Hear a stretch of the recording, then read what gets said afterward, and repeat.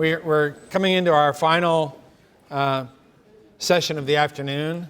Of course, there'll be a keynote speaker at dinner tonight, but we'll have a reception before that. So I feel like this is kind of our last regular session of the day. And last but by no means least, we bring you Eve Tushnet, who's already been working today. She worked through lunch, speaking to some of you upstairs in Prospect House. So for some of you, this will be a reintroduction. Eve is a writer, and I want to say that's really something. You know, a lot of people have been introduced at this conference who are scholars of this, or practitioners of that, or activists on this front or that, and Eve is a writer of unusual power at Patheos and at First Things and elsewhere. She's written for the New York Times, for the Washington Post, for the Weekly Standard, for the American Conservative, for Commonweal. But she's really made her mark as a writer, trying to come to terms with questions of sexuality, friendship, and faith. And is really, she's really carved out quite a niche for herself. Today she's going to speak of friendship as a form of love, and it put me in mind of my old day job as a professor of political philosophy. And I'll just observe that if you think friendship is not a subject that is undertaken by rigorous philosophers, consider Aristotle. Aristotle's Nicomachean Ethics, a book about the virtues and the vices and character formation and how we build from persons to communities. The sequel to the Ethics, after all, is the Politics. Aristotle devotes a considerable portion of the Nicomachean Ethics to the subject of friendship and its various kinds. Friendships of utility, the lowest form. And, of course, the highest friendship, that which considers the good of the other for the other's sake. So friendship as a form of love is an old subject, but I think today Eve Tushnet will shed new light on it. Please welcome Eve Tushnet.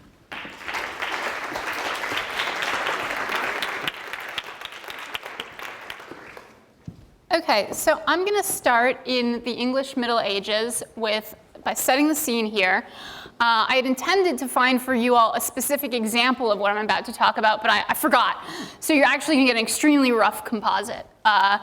But you are in England, somewhere in England, somewhere in between the year 1000 and 1500. So that's why it's so rough, big long span of time. And you are a knight. Just try to picture it.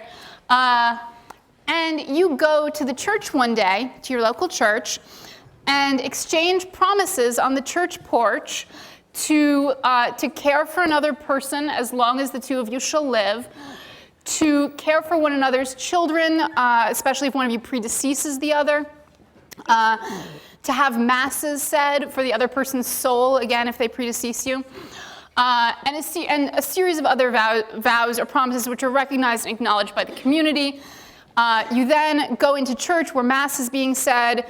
You exchange the kiss of peace, with one another, and receive the Eucharist together, which is the final act of this ceremony.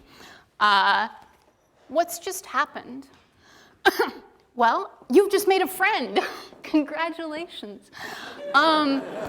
This is actually one form of a kinship relationship which took place. As far as I know, we only know of it in the pre-modern era between men. In the early modern and following era, we do begin to find elements of this which persisted and were taken on by women. We don't know that much about women's lives for a big, long chunk of history, but I don't really know if that's what explains this sort of absence of this kind of kinship between women. But yeah, this is vows of friendship. Again, they were often taken, the ones that we know of were very often between knights, in part because, people think, because they were in a very dangerous job. and you need somebody who's going to care for your family if you are killed. So they would, so for that reason, it's an economic relationship. It's a very practical, material relationship. And yet you can also find these signs throughout the literature of deep affection, of this being what we would consider to be a friendship in the fullest sense. There's a beautiful chronicle of a knight, I'm going to forget which one, but his friend, who he had taken these vows with, died while they were, I want to say on crusade, but I don't know if that's my sort of stereotype of what people do when they're knights. But basically, there's a chronicle of his mourning and grieving for his friend, which was so intense that he himself actually basically died of a broken heart. And this, again, was considered like something that you would be able to understand and talk about. These were relationships that were recognized by the community. They imposed obligations, and those obligations themselves were sort of a normal part of the fabric of English life. There are other forms of this, what we would call fictive kinship, although I'm not sure that's really the best term for it. There are other forms of this, such as relationships between godparents, both the godparent to the godchild, and also the, I'm going to forget how to do this. You have a relationship to, there's a thing called god siblings, but it refers to two different things, and I'm trying to remember which is the one I mean. You are the godparents to your friend's child, and he's the godparent to yours. The two of you are now god siblings. So you kind of trade like that. And this also created expectations and bonds within the community. This scene, and in fact, many of these pairs of friends who had gone through some of the things I described in this first scene were buried together. Again, not what we would expect, could not be further from the recently discovered species of mosquito known as the Facebook friend, who you mostly know when they sort of start fights with your real friends on your wall. So you can see that, you know, when people describe what friendship can be for a society as a genuine form of kinship, I think actually the original title for this panel may have been Friendship as a Form of Kinship, in part because kinship implies obligations, and it allows, I think, for a degree of realism about the material and economic needs that our most loving relationships also provide. Right? We don't think it's sort of a slam on marriage to say that it's also an economic relationship, and I think the same can very much be true of friendship. Friendship, like marriage, has a lot of practical benefits. It is beneficial to your health. There have even been some studies which have shown that it is more beneficial to your health than friendship. I don't care about making that claim. At the very least, it is protective of you to have close friendships. And yet, as a society, we find it very hard to talk about these relationships and take them seriously. The way that we understand becoming an adult is through a fairly narrow set of pathways, all of which have become much harder to achieve. And the only ones which are tied to relationship are a woman can have a child, and that'll make her an adult. That doesn't happen for the father necessarily. He has to do more than that to become an adult. Or you can get married. But if those things don't happen to you, it is easy to get stuck in a kind of perpetual adolescence in which you are pretty much unsupported. And I am hoping that by extending our understanding of potential forms of kinship, we can create a world in which people who otherwise would just be sort of drifting and not really contributing or being fruitful can instead actually support one another and build up the community. I'm going to make one theological point. This is the only one I'm going to make, I think. Yes. Along with the more intense and sort of vivid and obligation-oriented practice of friendship for not only in medieval England, but that's the culture that I know best with this stuff, in sort of pre-modern cultures, there also developed, unsurprisingly, a theology of friendship, of which the greatest exponent is an English monk named Saint Aelred. I apologize, I can't pronounce it.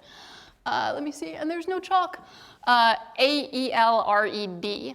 He has a book, Spiritual Friendship, which is this gorgeous set of dialogues in which he's laying out a theory of friendship for Christians. I think the two things that would probably be, well, three things, which would probably be most startling to contemporary readers are, one, that he takes friendship completely seriously as a model for our relationship to God.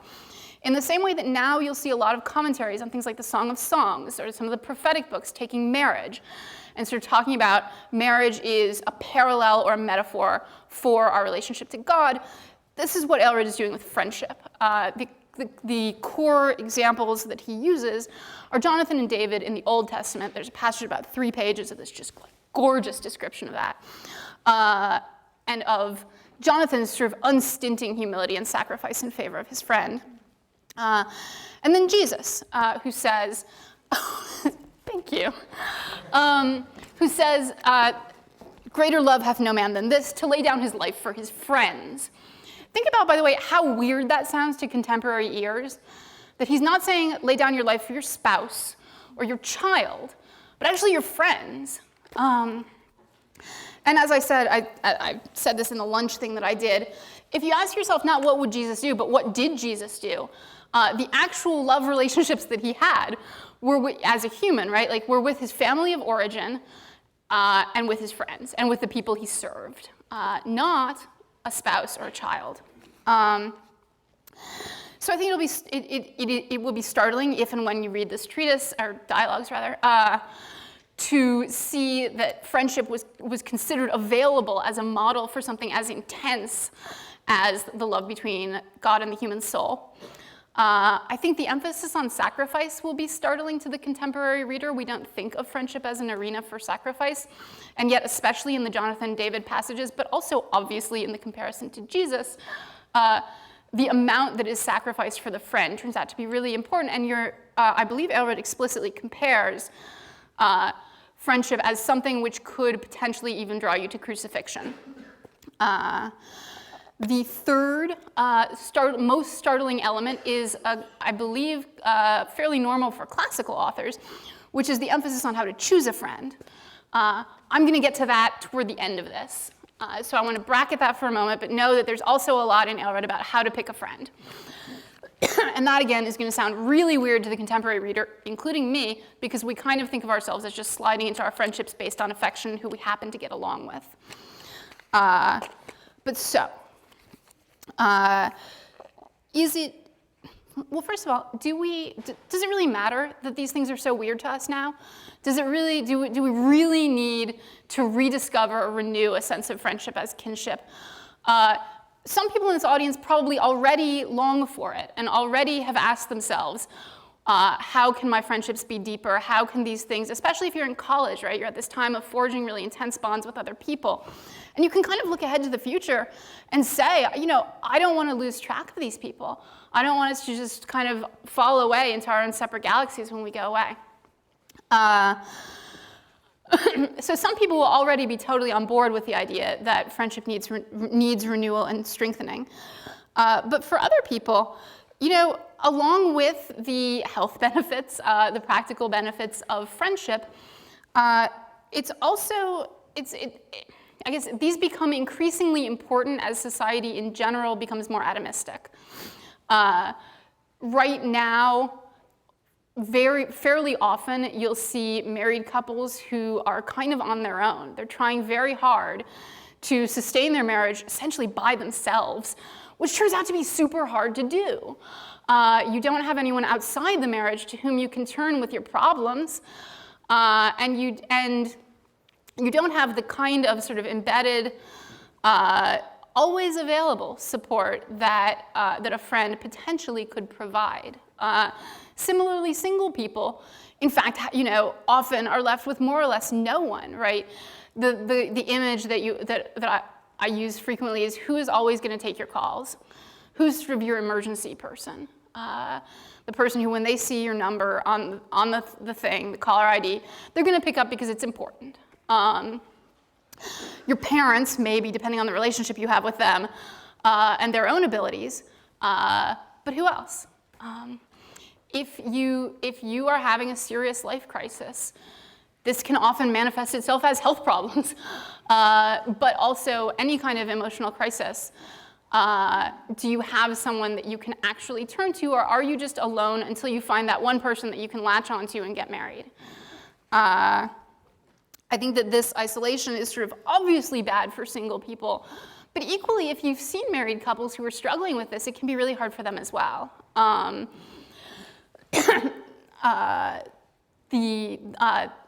I don't know if there's statistics on this, but anecdotally, at least, I think this is a special problem for husbands who tend to kind of allow the wife to do the relationship management, and then find that if she, God forbid, dies, or if for any other reason he suddenly needs someone outside the marriage, he has kind of let those relationships lapse. So if we accept then that single people need ways to be fruitful and to lead meaningful, loving lives, and married people need support other than one another, then friendship seems like an obvious place to begin looking for where this support might come from. And then we start asking ourselves, but how do you have a medieval knight friendship in a Facebook friendship world, right? How do you have a devoted and sacrificial friendship, one which you perceive as imposing obligations, in a world where even the sacrifices and obligations of marriage or parenting can sometimes be broken down?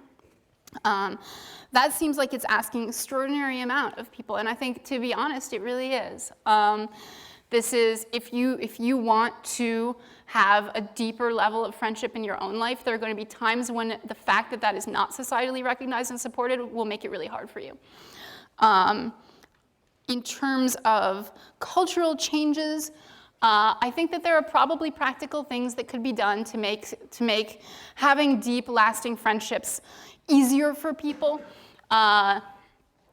If you are an employer, you might ask yourself whether it is possible for you to allow your employees to take leave to care for friends who are in need. Jonathan Shea, a literary scholar, the author of Achilles in Vietnam, fantastic book, writes about how combat veterans often find themselves kind of isolated from the broader society for many reasons, including the fact that their closest bonds, which are to other veterans that they served with, are totally go unrecognized in the broader world. They go into work one day and their comrade calls them in dire need, and there's no way to even really explain to your employer what just happened and why you may need to go and help this person, let alone to actually have the employer have told you in some way up front that that would be acceptable.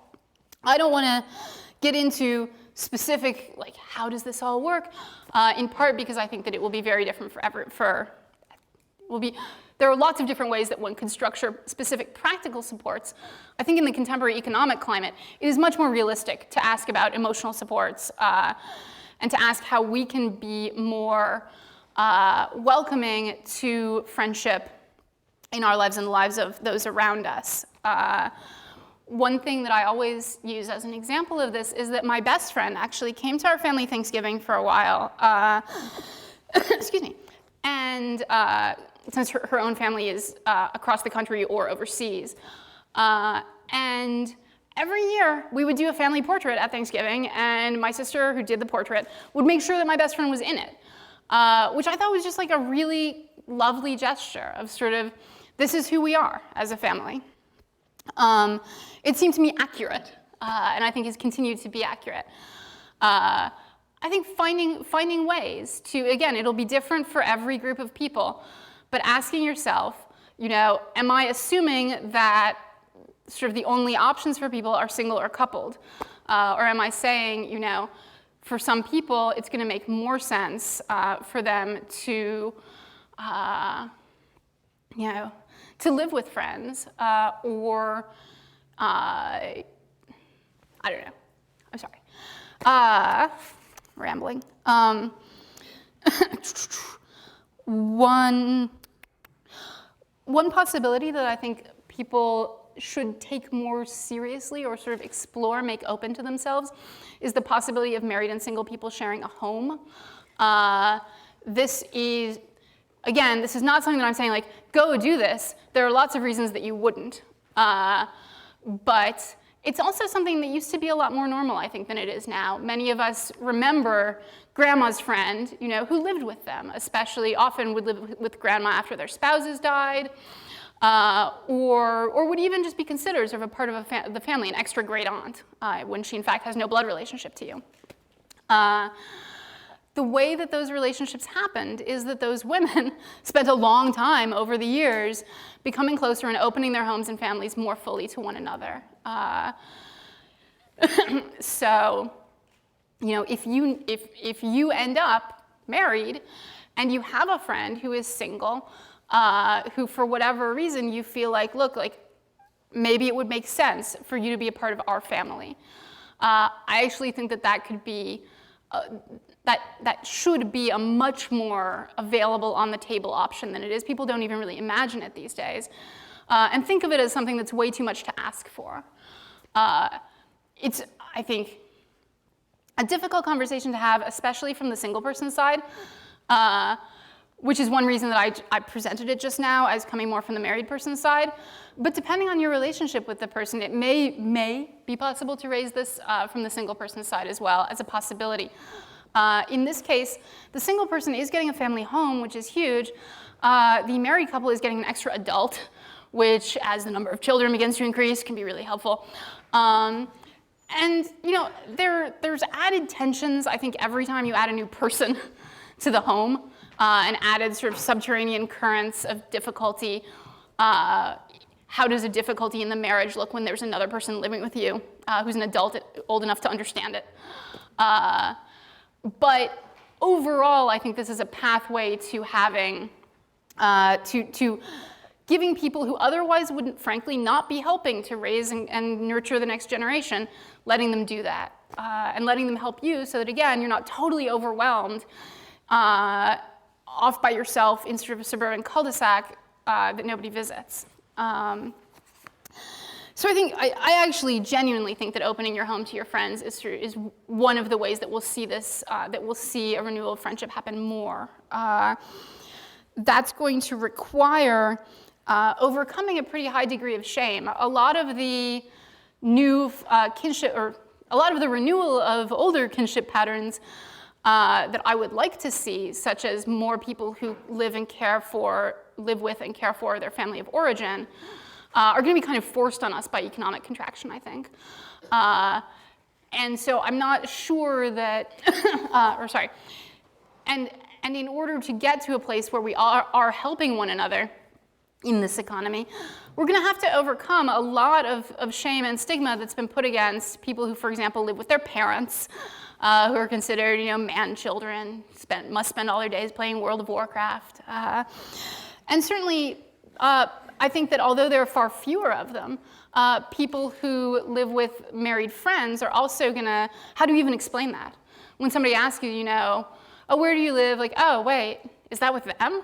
How do you kind of position yourself so that people understand that they're not sort of, you're not sort of an invalid or like poor relation, this sort of classic governess who's living with them, but actually like a genuine kin to them. If we do manage to make friendship something that it is more normal to sacrifice for, and I guess I should say, I'm hammering on this concept of sacrifice, not because it's good in itself, but because relationships are more trustworthy the more you can feel that the other person will sacrifice for them, which means that both of you have to. if you feel that you're sort of giving an enormous amount and the other person doesn't care about it as much as you do, it's very hard to trust that relationship and to sort of shape your life around it. Whereas if you understand that both of you are committed to, at the very least, talking through choices about your future together, that makes it a lot easier to trust that the relationship will last. I personally, and this may be a hobby horse of mine, think that people should consider moving closer to their friends, living closer to their friends, if it is possible. I understand, again, in this economy, telling people to do anything other than move where you can get a job, especially if they have kids, is really rough. I think it's at least worth considering the friend as an additional source of support that would be there for you if you stay near them, rather than a sort of non-factor in your decision, which is what we're mostly trained to consider it now. If you said, well, I'm not sure I want to take this job, my friend already lives in Chicago, and this job is in San Francisco, people would kind of look at you like you were nuts. Even though, in fact, it turns out to be really hard to live in a place where you don't have friends. But again, this emphasis on place may be my personal hobby horse. If we are able to create a culture where friendship is a possible deep sacrificial form of love, new problems will definitely arise. Old problems of atomism and isolation will persist for some people, but for others there will be new problems. We don't actually get to pick sort of a world where the problems are solved, we just get to switch them around a little in their proportions. I think probably the three problems that I would focus on are one, since I don't think any form of broad or public social support for friendship is going to happen anytime soon, you're going to have a lot of people who are making genuine sacrifices for their friends and not getting recognized in the way that a sacrifice made for a marriage or a marriage itself would be recognized or honored. My best friend just got married. And that was awesome. And she herself was kind of overwhelmed by how people went out of their way to make sure that she knew that what she was doing was good. That like random people you interact with, you know, when you're going to get your photos taken in your wedding dress, everyone's like, oh, congratulations, everybody's so happy you're doing this. If you need to get some little item, if you're running an errand, throwing in the words, for my wedding, turns out to make people so into helping you. These are things that are just not going to be available in the same way for friendships, even when the friendship truly is a fruitful, life-giving sort of center of the people's lives. And I think just sort of coping with that and accepting it is going to be something that we're all going to have to kind of get used to if we want this relationship in our lives. The second thing that I think people will be grappling with more than they do now could be called the problem of clinginess. I'm not really sure that's the best way to think about it, but the problem of asymmetry. Friendships are always, like marriages, going to be asymmetrical at different points. One thing that's been pretty powerful to me is how much help my best friend needed in getting to the point. Actually, this is being recorded, right? I'm going to leave other people's lives out of it. But like, there are going to be times when your best friend is going to need a lot more support from you than she herself is able to give for whatever reason, and vice versa. I can easily think of things in my own life where there have been times when I really needed a lot from her. And at those points, which can be somewhat predictable, like for example, if they're a new parent, they're going to need a lot more from their single friend than they're actually able to give. So some degree of asymmetry is just normal, and like you just need to accept that this is part of sort of the price of doing business. Some degree of asymmetry, however, there comes a point at which one party is essentially trying to use the friend to fill a gap in their lives. That they perceive an isolation or a loneliness that they would like to address, but for whatever reason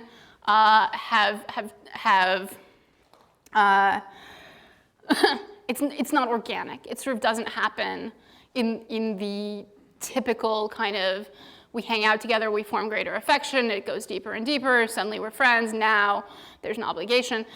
People try to be more intentional about it, but that can be very tough if the other person does not agree with you on where they want this relationship to go. And I think the more we take friendships seriously, the more we'll have these clashes of people attempting to be more intentional about their friendships and finding the other person actually didn't think that this was going there at all. I like hanging out with you, but, and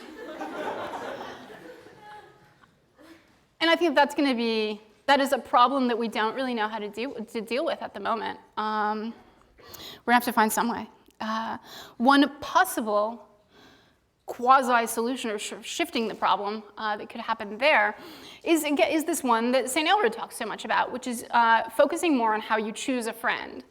Aelred comes pretty close to saying you should give them tests, and if they pass the tests, maybe you can be their friend. Specifically, he suggests trusting them with smaller pieces of information that you wouldn't mind if they let out, to see if they in fact keep it, if they in fact sort of respect your privacy. And respect the intimacy of the friendship. And if you can trust them on small matters, then they can be trusted in great matters. This is not something I have ever done. All of my friendships happened, I don't remember how they happened. As a sort of rambling catastrophe, I woke up one morning, I was like, oh, whoa, I guess we're friends, weird. Okay.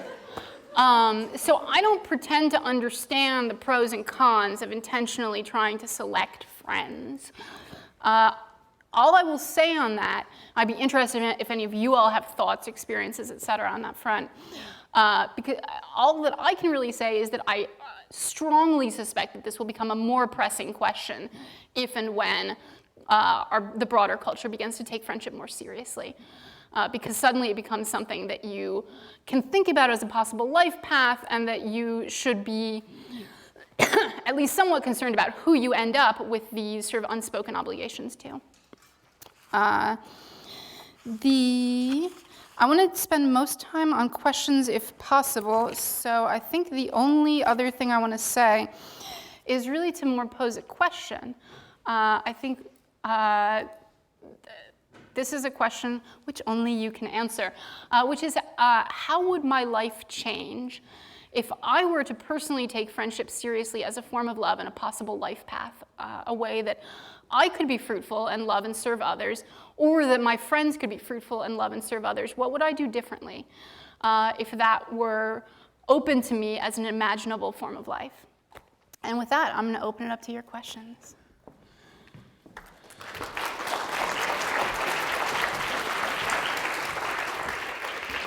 Thanks, Eve. Just a note about the reception.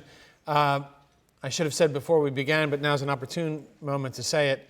If you need to set up a display at Prospect House for the 5 o'clock reception, please slip out quietly out the back at 4:30 or so. So with that, we'll take some questions. Mr. O'Brien, can I translate the question for the video? So it sounds like you want to know whether comfort, affluence, ease are the enemies of friendship, and whether friendship, maybe for men especially, is most generated by hardships and penury and tough times, like prison or steel mills. Yeah. Yeah, I think right. Those are both pretty beautiful and moving examples of how necessity can kind of create the possibility for this form of love. In terms of whether we can expect friendship, I am hesitant to say that any of us can expect really any of the particular kinds of relationship that we might most want. In terms of sort of, can we expect that there will be a way for us to give and receive love?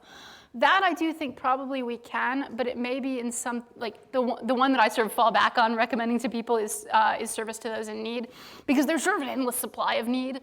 And it is one way to kind of, over time, develop some of these kind of, you essentially put yourself in more of a position of adversity and sacrifice than you would be by necessity. And that can create some of the same kind of emotional intensity that can provoke people to kind of, to really come together. But yeah, Thank you so much. I never heard either of those things, and they're really powerful. Down front here. So that's another excellent question. The questioner observes that the Nicomachean Ethics depicts the highest form of friendship as friendship between virtuous men, which raises the question of friendships between men and women, especially when they're married but not to each other. Yeah. Yeah, I'll be totally honest and say that I don't have very much in the way of reading or experience to kind of draw on there. I fully believe that it can happen. I'm not one of those people who say that, you know, men and women can't really be friends. I'm hesitant to say too much there, just because it's easy for me to imagine both ways in which that could obviously go very wrong, and ways in which it really could, in fact, be fruitful for the family involved. And it seems like it's the kind of situation that depends so much on personal discernment. Actually, here's one thing to say, which is to ask whether this constellation of three people, the married couple, and then the friend who's closest friends to the opposite sex member, who else do they have in their lives that they can take this to and ask to help them in discerning what's going on there?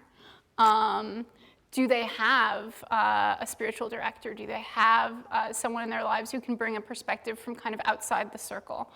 That might be one way to do your best to have all the good things that kind of relationship can bring without potentially disrupting the marriage. Again, I'm hesitant to say too much, but possibly that would be one helpful way to think about it, is that even friendship itself, right, can't really flourish in isolation, but in fact needs other people to kind of, advise is the wrong word, but to know what's going on at least, to know what's going on in the internal life of the friendship.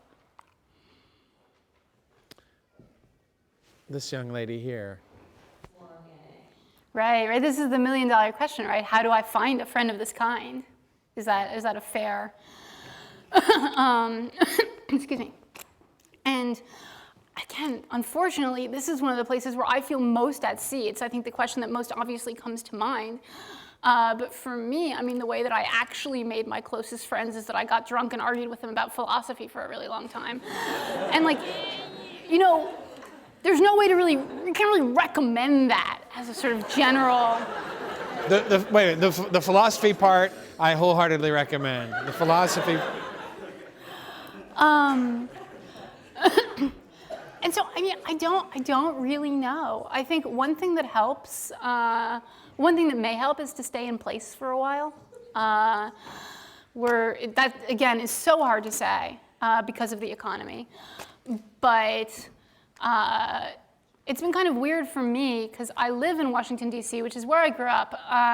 And so I've sort of stayed in place, but like there's a revolving constellation of people moving in and out that makes it difficult to maintain lasting bonds. So maybe this advice that I'm giving you of try staying in place is actually totally outdated. The society is mobile enough now that even if you do it, other people may not.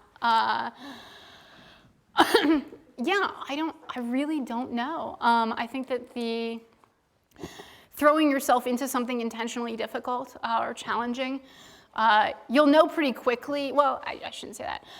You will either start hating the people you do it with, or at some point you'll sort of realize that you have become much closer to them. I typically, at least for me, I typically find that I discover more things I have in common with other people the longer that I get to know them. That may not be true for you, it may be a personality thing, whatever, but people often, as I think the earlier question pointed to, people often find some of their dearest friendships kind of in the trenches of life. And so if you feel that you're kind of not already in a trench of life, you might see if you can jump into one. You know, see if there's something that would be tough enough that you would forge those relationships. That's again, that may be terrible advice. I worry that in even saying that, I'm trying to reverse engineer how to intentionally find a friend based on how people, in fact, organically in a culture without intentional finding of friendship do it. But those are the only things I can think of.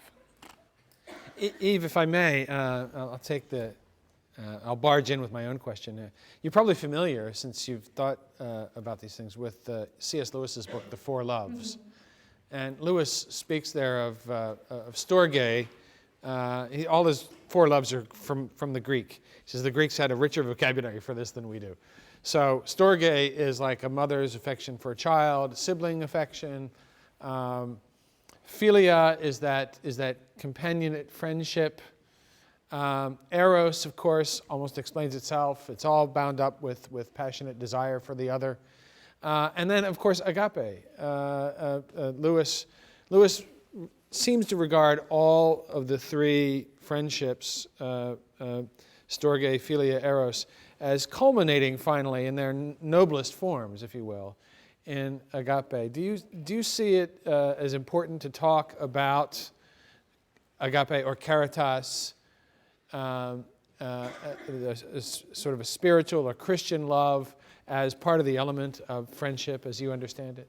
Yeah, I think it's fair to say that I tend to sort of smuggle that in as I'm talking about friendship. I will say a couple things.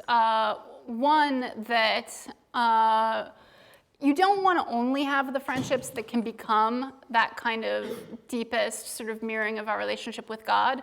We want to be able to have lots of different levels of friendship.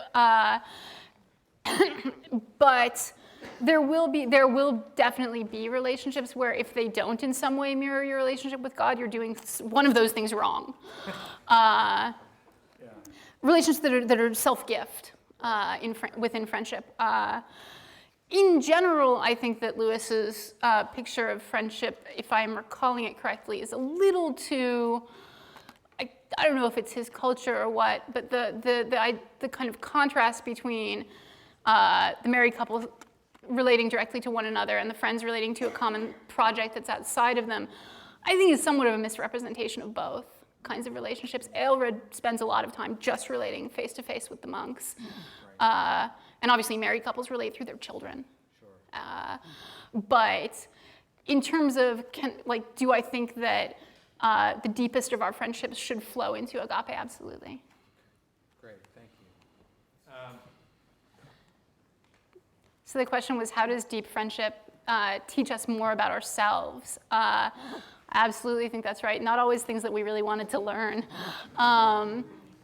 One thing that Aelred emphasizes is honesty with one's friends, and sort of he spends a lot of time talking about essentially sharing secrets or sharing things that you have not told other people with your friend. Which when I first read it, I really kind of didn't get. It's like, why is he spending all this time? And you can argue that it's because the monastery can become a kind of hothouse, and you need some kind of privacy even when you're living jammed together with all these other monks. And I think that may be part of it. But there's also a thing that I think can speak to our culture, which is that it's really hard to expose your vulnerabilities when you don't have to. I know that, just speaking from personal experience, I'm a recovering alcoholic, and the second person I talked to about that was my best friend. Talking to her about my drinking problem, was like one of the greatest things I've done for myself. And it was super hard, and I was incredibly ashamed of it. And if we had not already had this relationship of being able to be vulnerable to one another, I'm sure I would not have done it. Which gets back, by the way, to the health benefits of friendship. But yeah, I think that your relationship with your friend will, again, if it is in this sort of deep form, will really test you. There will be I feel like there will be times where you'll learn many, not all, but many of the things that you learn through marriage, right? You can learn also through friendship about patience, forgiveness, learning how to apologize, take responsibility for your own thing, even if the other person hasn't taken responsibility for theirs, which is really hard, right? You know, even within friendship, it's very tempting to do point scoring and to be like, well, I'm not going to admit my thing because we're both at fault, so you have to admit yours. When, really, just admit your thing. It will make things so much better. So I'm not totally sure if that's what you were getting at, but I do think that insofar, and again, what makes it possible for friendship to serve as this kind of mirror in which we see ourselves better is precisely the degree of vulnerability and humility and sacrifice you're willing to have within it. If you hold back, then you will get less of that benefit of self-knowledge and understanding. Yeah. The questioner wants advice about a friend who has trouble understanding friendship as something other than partnering off, romantic, whatever, and this person is having an identity crisis. So, yeah, that's a tough one, Eve. So one thing, I said this at lunch, I'm always really hesitant to do advice because it does depend so much on the specifics of the situation in ways that I can't ever know. There will be some relationships like that in which the best thing is just transparency and honesty. Just keep repeating to your friend, I am your friend, I love you, I am not going to be romantically involved with you, that's not going to happen. And just continue to show them by being in touch with them, by listening to them, that you really are there for them. Think of even like gestures that you can do if there's something like dumb stuff, like if there's something that you know they might be especially interested in, kind of finding it and bringing it to them. So that they know that you're thinking about them even when you're not there, and yet continuing to say, you know, this is not romantic. Like, some people can do it that explicitly. Other people will, for whatever reason, because of the way that their relationship works, have a much harder time doing that, and that is really tricky. One possibility would be to see if your friend has someone that they trust that they can essentially take as a spiritual advisor on this, depending on what their spiritual life is like. Again, sort of like the third party thing. In general, I think honesty is always going to be your friend here, so to speak. It's even if there are times when that's painful for both of you, it is going to be a sign of respect, again, for both of you, for the person to say, like, this is true, and I don't want to have a relationship with you on the basis of a falsehood. And for you, what was I going to say? It shows that you're sort of willing to accept the truth about where you are in relation to this friend, even if it's not where they want you to be. But it is really, really hard. I've definitely been in relationships that weren't quite like that, but which had the same sort of problem of like, I worry that, you know, this person wants something from this relationship that I can't give, or that is a result of some other thing that I would like to address first, or whatever.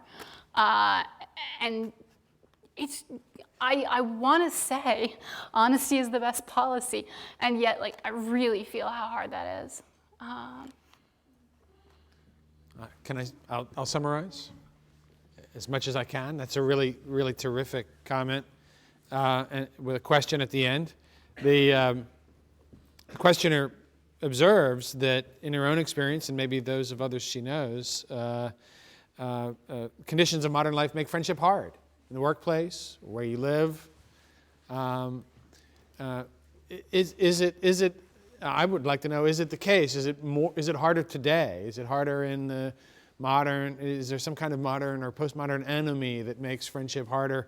If friendship entails risk taking to sort of make yourself vulnerable and connect with other people, why do we have trouble doing that? Is it riskier to take those risks now?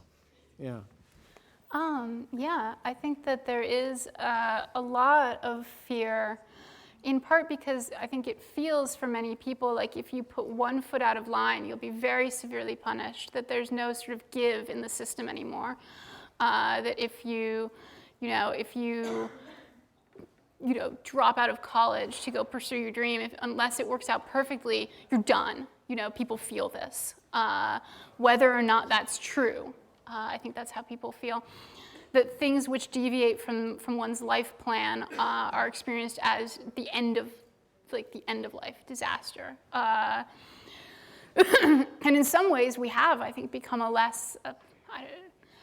I don't know that I know enough to say this, but I am startled at how unforgiving we are as a culture.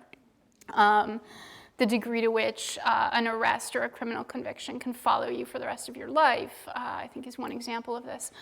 And I think that knowing enough people that these things have happened to who get sort of thrown off of their track and feel a deep betrayal that they really tried, does create in people a sense of it's better not to take these risks. It's better and extremely important to protect myself. You see this, I think, was it Professor Carroll who was talking about preparing for divorce? That you have to be preparing for the worst case scenario, even when that means that it makes it much harder for you to achieve the like normal good case scenario. When everything feels really dangerous, suggesting that someone take on an extra risk is going to feel like absolutely bats. And I think that does, for the reasons that we've talked about, kind of make it harder to forge friendships because you're not out there as much. You're not, and you don't, I think there's a decreased level of social trust. There have been surveys finding pretty sharp decreases in general trust of other people. I think friendship is one area where you'll see that, in part because you don't really have to have a friend, right? Like, there's not a whole lot of social support for it, and there's not a lot of pressure toward it. And so it's one area where I think it would be unsurprising if we saw decreasing levels of social trust having a fairly big effect. Although I should say I do not know if that is true. Just that it would be unsurprising. Don LaValle, all the way in the back. Thank you so much. I missed the first half of your talk, so maybe you actually addressed this earlier. But first of all, I wanted to thank you for encouraging single people to live with married couples. I've done this twice now, and it's been one of the best experiences of my life. And this is to bring up something that you actually talked about during your lunch talk, which is that often the problem with friendship is that there is no formalized commitment process like there is for marriage. So, there was at different points in history, there was this kind of adelphopoiesis, this semi-sacramental friend-making. But I'm wondering now, as you said at lunch, the difference between cohabitation and marriage, that golden piece of paper. Is there that golden piece of paper for friendship? How can we replicate that now? And the only way that I have found is in both the situations where I live with a married couple, at some point I was asked to become the godmother of my children. Yes. And so that's a kind of a sacramentalization of a relationship that's not marriage. But I was wondering if you had examples of other ways that could happen or imaginations of what that would be like. I'll be honest with you, that's the most common one that I've heard, is godparenthood. In part because that kind of gives a name to it. I think it's often important to have a name that you can attach to explain why this person isn't as important to you as she is. So that's one. Other than that, I'm a huge fan of the possibility of renewing actual vows of friendship. I really think that's a theological and sort of pastoral project that we should take on. I don't think it's terribly realistic, to be honest. This is like my pet thing that I want us to do. In reality, I think probably part of the difficulty, part of the new problem that we'll face is precisely this lack of language for determining commitment within friendship. And possibly, renewing the role of the godparent, the god sister, is one way to do that. Yeah. I've found that often there are among communities where godparenting continues to be more important, having the same godparent also turns out to be unexpectedly important. That these are people, this was the thing I couldn't remember before of what the two meanings of god sibling are. The other one would be you guys share a godparent, and this means that you two have some kind of relationship and obligations to one another, which I was pretty surprised to find. I would not think that explaining this as, oh, well, she's my god sister, so I had to ask her, for help, or I had to give help to her. I wasn't expecting to hear that, but that again suggests that that particular route, which is, it's an adaptation of the sacrament, of baptism. It's not sort of inherent in it or attached to it, in more than a sort of cultural, kind of traditional way. But it's a way to kind of give our need for these these like broader kinship bonds some kind of focus or explanation. So I hope that's helpful. So, okay. Earlier we had a really interesting suggestion about godparenting to cement friendships. Now, best man, maid of honor, also a very good suggestion. But how, the questioner asks, can we better understand adult male friendships in a world in which we've sexualized all the relationships we have? Yeah. Yeah. So one, I totally agree on the best man, maid of honor thing. Two, I'm probably not the right person to ask, but I mean,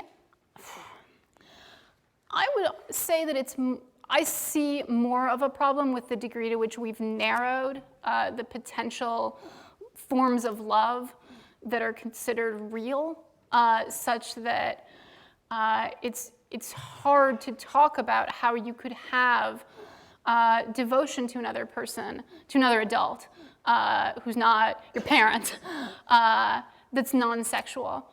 I think that it's I think that makes it difficult just to kind of imagine and talk about what people want and what they're feeling. I don't know if I would, I'm sure the general sexualization of the culture has some effect on this, but I see it more as kind of like a narrowing of options. It's sort of like, well, first we had, the extended family, and then that became less important, and the only thing you could talk about was the nuclear family. And now we're like in the post-nuclear family, where depending on what your essentially class background is, you either think that the basic unit of society is the mother and child, or the romantic couple. And those are the sort of acceptable forms of love for adults. I would sort of frame the problem kind of that way. But I mean, I think these things do play into one another. So how do we keep friendship from becoming parasitical? Is that your question? Yeah, I think parasitical and idolatrous, and I think both of those absolutely are temptations. I'm sure you guys have heard the saying, in order to get, you have to give. But the sort of corollary to that is that if you're giving in order to get, you're not really giving. If you are, and this is part of the problem, I think, with understanding how to be intentional about seeking friendship, is that you don't, it kind of won't work if you're seeking friendship because of a perceived lack in the self. A lot of that, even pursuing God that way will often turn into an almost consumer relationship of I am attempting to use God to do a particular thing, and to the extent that that thing gets done, I will give myself to God. It's not honestly really giving yourself to God. And God is someone much easier, who's that's much closer to the kind of relationship you can have with God than another person who really can't be those things for you. You'll hear people talk about what they want in a marriage, and it sounds crazy, right? Because they want one person to fix them, to be the thing for them, to kind of be their haven. No person can do that for you. No person can do that for you just because you want them to. There will be people that you do find to be havens for yourself most of the time, although sometimes it'll be really hard. But right, going into a friendship because you need a friendship actually turns out to be usually, I think, a bad idea. I don't want to make blanket statements, right? Some of the best marriages started out with terrible ideas. But it'll at least take a major spiritual growth on that person's part to get to the point where they are fully and genuinely giving. I do think it's possible, though. I should say that. I think it's possible to transform from being kind of a leech. And in fact, I'm sure there are relationships where I've done this, where I started out as being more I'm going to take up all your time on my things, and only gradually began to really give myself to that relationship fully. The second thing, the idolatry, that was such a good point, too. Yes. Again, anything that we're kind of using to fill a spiritual hunger can very easily become an idol, again, including our relationship with God. But I think friendship is a really good one because it is, the reason that it works as a parallel for our relationship with God is the same reason it can easily become an idol, in the same way that marriage can. So how can we come to terms with and understand better why friendships break up, how to repair broken friendships, how and why this happens? Yeah, that's a great question. It's very hard because there are really no scripts for it. This is something that St. Aelred, in fact, does talk about. He's writing in such a different cultural context, and yet it's kind of amazing. You know, he says this stuff, you're like, yeah, I wish we could do that. And he is fairly blunt about the amount you can put up with from a friend, which is a lot, but not an infinite amount. But yeah, I think a few things. One, obviously, if you know someone is going through that, like, acknowledge that it may be huge for them. And that they, in turn, then may need more support from you than you would have wanted to give ordinarily.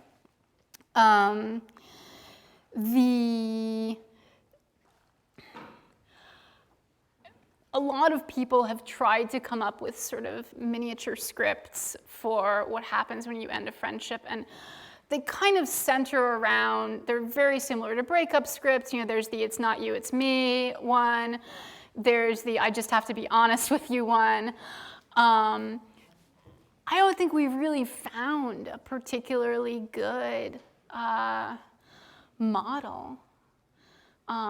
In part because, again, one thing we really want to preserve is the possibility of different levels in a spectrum of friendship. And so you don't want it to be like, well, either the switch is flipped to on or off. But that makes it really difficult when you're slowly sort of pulling down the spectrum thing, but you really do want it to go all the way down. It can be very hard to move yourself from the idea of a spectrum where you're either getting close to this person or slowly drifting away, to the idea of like, no, like, I'm done or she's done with me. And I don't really know that there's ultimately going to be a way to make that work to make that kind of feel organic and something that you know how to do while preserving the idea of the spectrum. I think we have time for one more. One more question? Oh, and I wanted to write a couple other people you can look up while we're here. Yeah. Wesley blogs at First Thoughts, at the First Things website. Yes. Yeah. He has a lot of stuff on friendship, really good stuff on friendship at First Things. You can do a search for his name. He's also having a book coming out, I think next year, or the year after, on friendship. And then the place that I got my super awesome English Nights from is this guy. He is a historian. This is a book of just history, and it's big and long. So if you don't want lots and lots of stories of knights, but who really doesn't, right? This is a really phenomenal history of friendship, primarily in medieval and early modern England. And if I'm recalling correctly, basically from the year 1000 to the death of Cardinal Newman. And it goes through the shifting understanding of what friendship can be as it slowly narrows and narrows.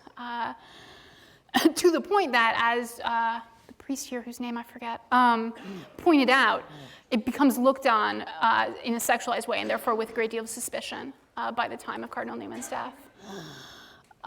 The relationship that he had with a fellow priest would have looked relentlessly normal even 100 years before. Yeah, I'm as someone who's studied American history, the American founding as a scholar, I'm struck by the mistake several biographers of Alexander Hamilton have made in misunderstanding a relationship he had with a fellow officer in the Revolutionary War named Lawrence.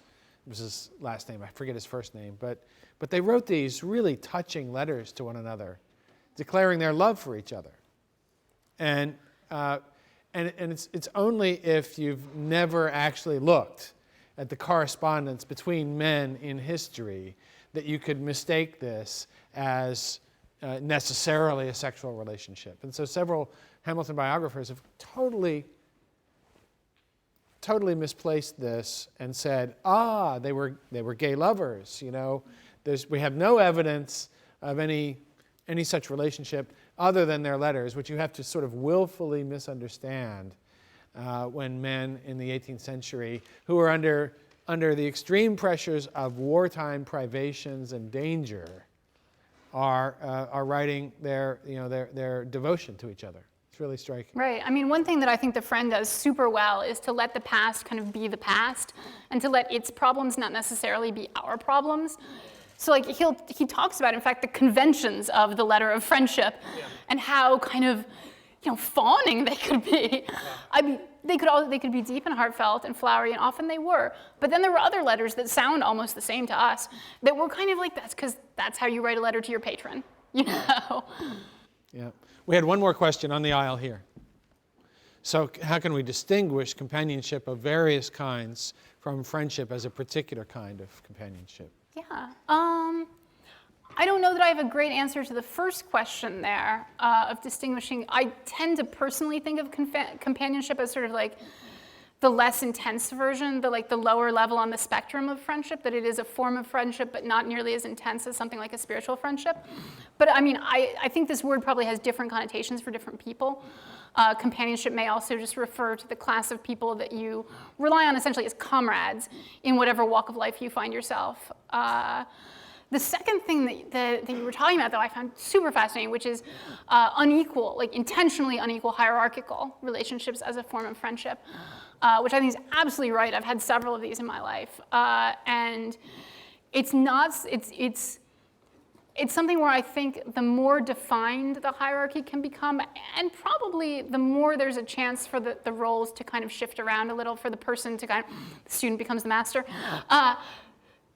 I would suspect that that's a healthier way to do things, although I don't want to make this as a blanket judgment. I guess all I can say is, like, we expect and intend friendship to be typically a relationship of equals, but lots of hierarchical relationships actually have many of the same features and should not be sort of dismissed out of hand solely because they have an explicit hierarchical structure. I would say a good number of my friendships either are or started as that kind of hierarchical mentor-mentee.